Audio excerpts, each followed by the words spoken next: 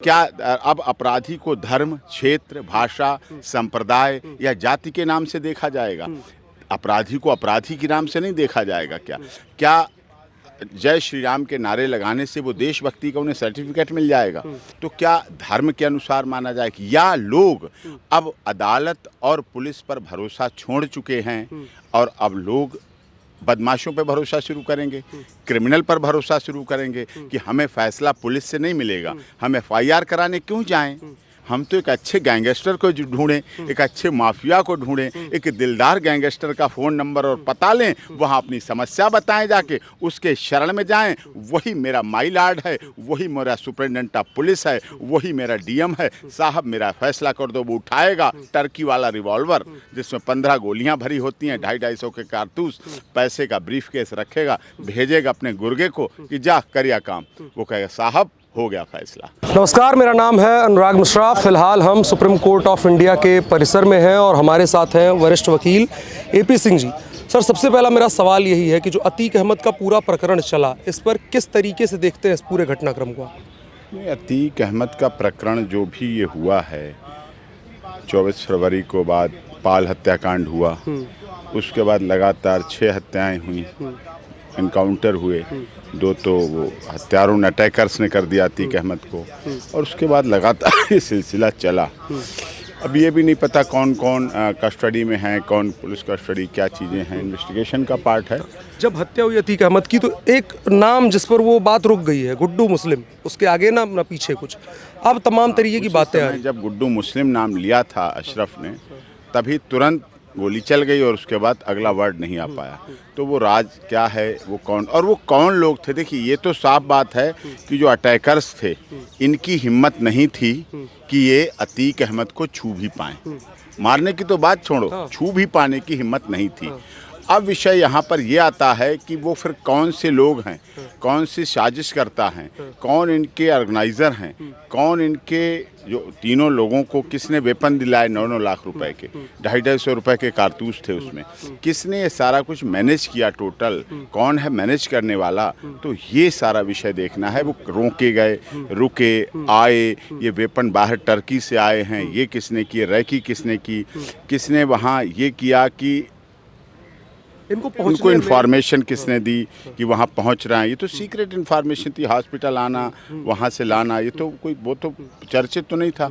अतीक अहमद और अशरफ कोई press conference तो करने जा नहीं रहे थे कि साहब प्रेस कॉन्फ्रेंस का टाइम दिया हुआ, पीसी डिसाइडेड है, तो पता ऐसा तो नहीं था। लेकिन ऐसा हुआ, इसका मतलब कई चीज़ें हो सकती हैं। इन अतीक अहमद की हत्या के पीछे वो लोग भी हो सकते हैं जो आगे फंसने वाले थे। यही चीज़ है। जो आगे फंसने वाले थे वो खालिस्तान के लोग हो सकते हैं, वो लश्कर के लोग हो सकते हैं, वो विदेशी आतंकवादी आईएसआई के भी हो सकते हैं, पाकिस्तान के हो सकते हैं। कहीं ना कहीं से तो हथियार आए, कहीं ना कहीं से तो चीज़ें सामने पहुंची हैं। तो ये सब चीज़ें जो हैं वो लोग हो सकते हैं। कुछ एक पक्ष ये भी है कि वो लोग भी हो सकते हैं जो अतीक अहमद और अशरफ से अपने लोगों के मरने का, जिनकी हत्याएं की गई, जिनके साथ ऐसा हुआ, जिनकी ज़मीन छीनी गई, मकान छीने गए, उन लोगों से बदला लेना चाहते हों। बदले की भावना से भी उन्हें मौका देखा और उन्होंने करवा दिया।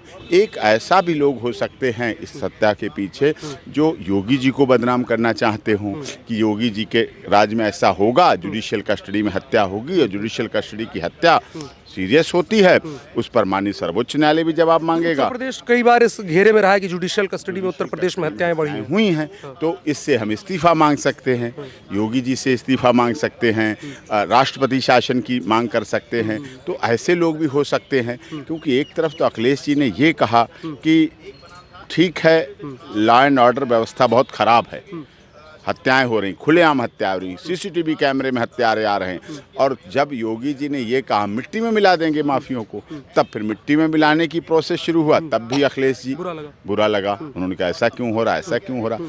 तो दोनों बातें चल रही हैं। अतीक अहमद की मौत जो है एक बड़ा सवाल खड़ा करती है, जो राजदार हैं उसके, चाहे वो गुड्डू मुस्लिम का नाम ले लिया जाए या कई लोग नाम ले लिया जाए, कि अतीक अहमद कुछ ऐसा बोल सकता था, कुछ ऐसे खुलासे कर सकता था जिससे कई बड़े लोग इस जद में आ सकते थे। तो क्या राज दबाने के लिए ऐसा हो सकता है? हाँ, ये भी हो सकता है। ये भी हो सकता है, बहुत बड़ी बात है कि ऐसे कौन माफिया थे, ऐसे राजनेता हो सकते हैं, सत्ता के राजनेता, अकेला तो विपक्ष था के नहीं। राजनेता। देखिए, अतीक अहमद 40 वर्षों में अकेले माफिया नहीं बना, उसको बनाने में राजनीतिक दलों का बड़ा साथ रहा, बड़ा हाथ रहा।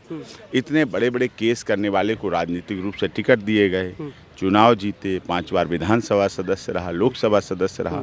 तो उसके पीछे राजनीतिक दलों का भी बड़ा हाथ रहा है, उनका भी सहयोग रहा है। तो कुछ नाम ऐसे भी हो सकते हैं जो सत्ता विपक्ष के राजनीतिक दल के हों, कुछ और माफिया हो सकते हैं, बिल्डर हो सकते हैं, वो लोग भी हो सकते हैं जिन्होंने अतीक का पैसा बैंकों में तो रखा नहीं, वो डिजिटल पेमेंट वाला तो व्यक्ति था नहीं कि जाओ साहब मेरे अकाउंट में जमा करे आओ आपका काम कर दूंगा। तो कुछ लोग उसके ऐसे भी पैसा रखे हुए बैठे थे, या प्रॉपर्टी थी, या बेनामी संपत्ति थी, या बेनामी संपत्तियों के वो मालिक थे जो चाहते थे अब मौका है सारी चीज़ों पे कब्जा कर लो और अतीक को और अशरफ को इनको लुढ़का दो, हटा दो, रास्ते से हटा दो। एक और बड़ा विमर्श हो रहा है जो कहीं ना कहीं गंभीर हो जाता है। अतीक अहमद उस सीट से चुन करके संसद में पहुंचा था जहां से कभी नेहरू जी पहुंचे थे। तो ये जो राजनीतिक विमर्श है कहां तक गिरता हुआ चला है? हाँ, देखिए, पंडित जवाहरलाल नेहरू फूलपुर सीट से, लोकसभा सीट से वहाँ पहुँचे, देश की बड़ी पंचायत में पहुँचे, ऐतिहासिक। उन्होंने बच्चों को प्यार किया, उन्होंने गुलाब को प्यार किया, इन्होंने हत्याओं को प्यार किया। बच्चों के बलात्कारी के तौर पर देखा गया मदरसा कांड जो हुआ बच्चों के बलात्कारी, वो चाचा नेहरू कहलाए उसी सीट से, वो देश के प्रधानमंत्री बने। और ये उसी प्रयागराज में इनको अटैकर्स ने एनकाउंटर मार के जय श्री राम के नारे लगाए। सोचिए आप। अब दूसरा कारण ये भी, एक तरफ तो वो सीट और राजनीति का गिरता स्तर, क्या राजनीति इतनी गिरती जा रही है, क्या राजनीतिक विरासत जो फूलपुर थी वो इतनी डाउनफॉल में आ रही है। दूसरी बात, क्या अब राजनीति का क्या हत्यारे का, माफिया का धर्मांतरण हो रहा, धार्मिककरण हो रहा है? क्या अब अपराधी को धर्म, क्षेत्र, भाषा, संप्रदाय या जाति के नाम से देखा जाएगा? अपराधी को अपराधी के नाम से नहीं देखा जाएगा क्या? क्या जय श्री राम के नारे लगाने से वो देशभक्ति का उन्हें सर्टिफिकेट मिल जाएगा? इससे तो ये हुआ कि मुसलमान होने से उनको या उसका अतीक अहमद के मुसलमान मारने से, ये तो हिंदू और मुस्लिम के बीच संघर्ष वाली खाई हो गई। अपराध को अपराधी से मानो, अपराध से घृणा करो, अपराधी से घृणा करो आप। लेकिन ये तो नहीं कि, ये तो सत्य है कि सभी धर्मों में अपराधी हैं, सभी क्षेत्र के अपराधी हैं, सभी जातियों के अपराधी हैं, सभी भाषा, रंग, रूप, संप्रदाय के लोग अपराधी हैं।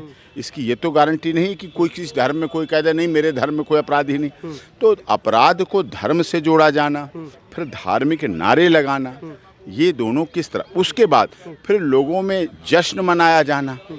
क्या एक गलत आदमी, एक माफिया को मारने के लिए दूसरा गैंग तैयार होता है, वो कहते हैं नाम के लिए किया, मतलब हम शोहरत पाने के लिए हत्या की, तो इसका मतलब तुम भी एक नया गैंग बनाना चाहते हो। तुम्हारी लिस्ट में ये लिखा जाएगा तुमने अतीक और अहमद को और अशरफ को मर्डर किया, तुमने, तुम बड़े डॉन हो गए।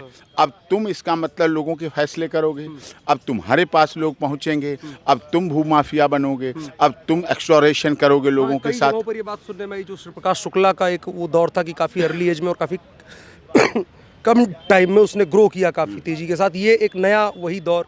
हाँ, एक वही नया दौर शुरू हो गया। तो क्या धर्म के अनुसार माना जाए कि, या लोग अब अदालत और पुलिस पर भरोसा छोड़ चुके हैं और अब लोग बदमाशों पे भरोसा शुरू करेंगे, क्रिमिनल पर भरोसा शुरू करेंगे कि हमें फैसला पुलिस से नहीं मिलेगा, हम एफआईआर कराने क्यों जाएं, हम सिविल कोर्ट मकान के लिए दीवानी अदालत या परेशानी के लिए कोर्ट, डिस्ट्रिक्ट कोर्ट क्यों जाएं, हम ऑनरेबल हाई कोर्ट या सुप्रीम कोर्ट क्यों जाएं। हम तो एक अच्छे गैंगस्टर को ढूंढें, एक अच्छे माफिया को ढूंढें, एक दिलदार गैंगस्टर का फ़ोन नंबर और पता लें, वहाँ अपनी समस्या बताएं, जाके उसके शरण में जाएं। वही मेरा माई लॉर्ड है, वही मेरा सुपरिटेंडेंट ऑफ पुलिस है, वही मेरा डीएम है, साहब मेरा फैसला कर दो। वो उठाएगा टर्की वाला रिवॉल्वर जिसमें 15 गोलियाँ भरी होती हैं, 250-250 के कारतूस, पैसे का ब्रीफ केस रखेगा, भेजेगा अपने गुर्गे को कि जा करिया काम। वो कहेगा साहब हो गया फैसला, मैंने लाइव देख लिया। उन्होंने कहा वीडियो भी कर लियो, वीडियो कॉलिंग कर लियो या मोबाइल पे वीडियो बना लियो हत्या की, मर्डर करते हुए, क्यों जिससे वायरल करने के काम आएगी।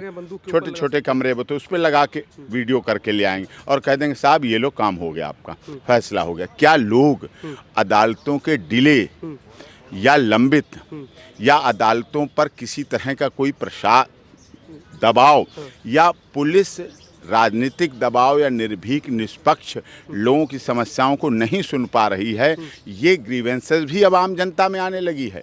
वो लोग उन पर ज़्यादा भरोसा करने लगे हैं, क्या उन पर विश्वास करने लगे हैं, ये विषय बहुत महत्वपूर्ण होने लगे हैं अब।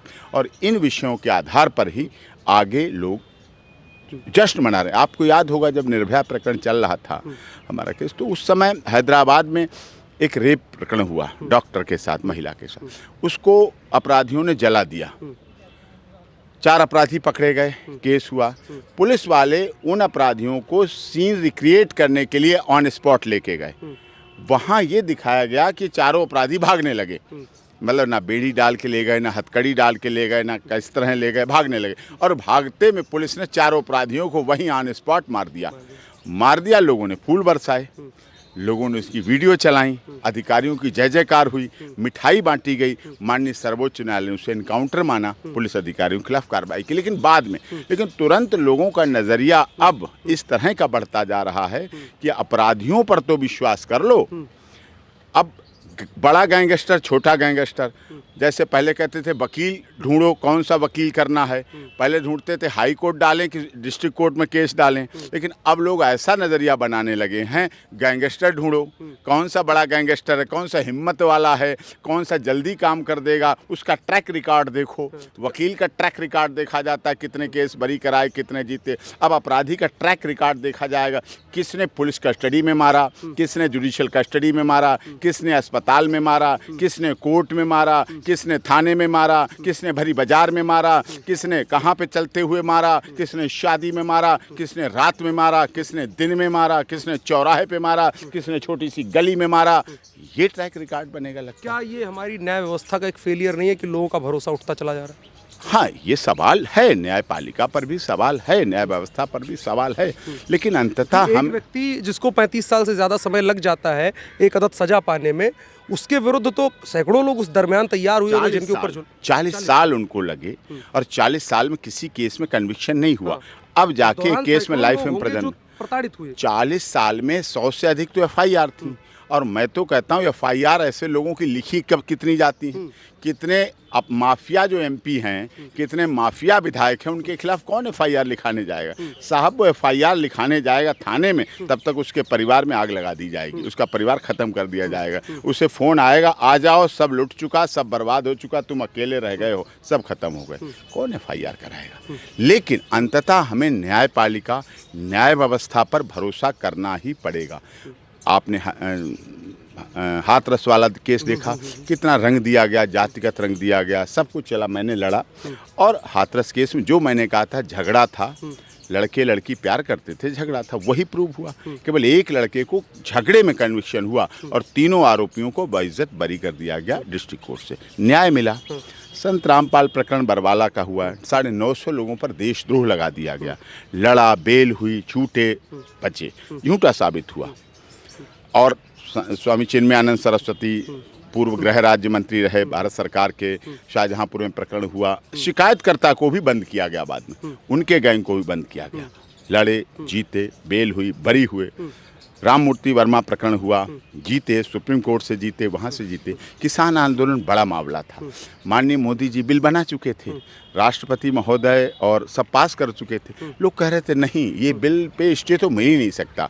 3 दिन आपने देखा इसी सुप्रीम कोर्ट में, मैं किसानों की तरफ से था, लड़ा केस, 3 दिन बहस के चलते फिर स्टे भी दिया और बाद में मोदी जी ने दरियादिली दिखाई और अपील किए, तो बिल वापस हुए, तो हमें न्याय मिला अदालत से। अब लोग सवाल उठा रहे हैं कि पुलिस ने फायरिंग क्यों नहीं की, क्रॉस फायरिंग क्यों नहीं की, क्रॉस फायरिंग क्यों नहीं की। वो क्रॉस फायरिंग, अब क्रॉस फायरिंग कर देते तो जिन्होंने रिवॉल्वर पुलिस के आगे फेंक दिया हो और तुरंत हाथ उठा दिए हों, देर कितनी लगती, किए और करने के बाद एकदम फेंक दिया। एक तो जमीन पे लेट गया, एक जमीन पे लेट गया। अब जमीन पे लेटे को क्या मारोगे? अगर जमीन पे लेटे को मारोगे, कैमरों में ये भी आ रहा है, और ह्यूमन राइट्स हाथ उठाए हुए वाले को मार रहे हो तो भी आएगा, तो भी आएगा। तो उसमें लोग कहेंगे कि आपने जानबूझ के ही उत्तर प्रदेश सरकार ने इन्हें भेजा और फिर इन्हें मार भी दिया, सबूत भी खत्म कर दिए, इनका भी मुंह बंद कर दिया। अब उनका मुंह तो खुला है, बुलवाना जिसे STF को बुलवाना हो, खुलवाना हो, खुलवा ले, बुलवा ले।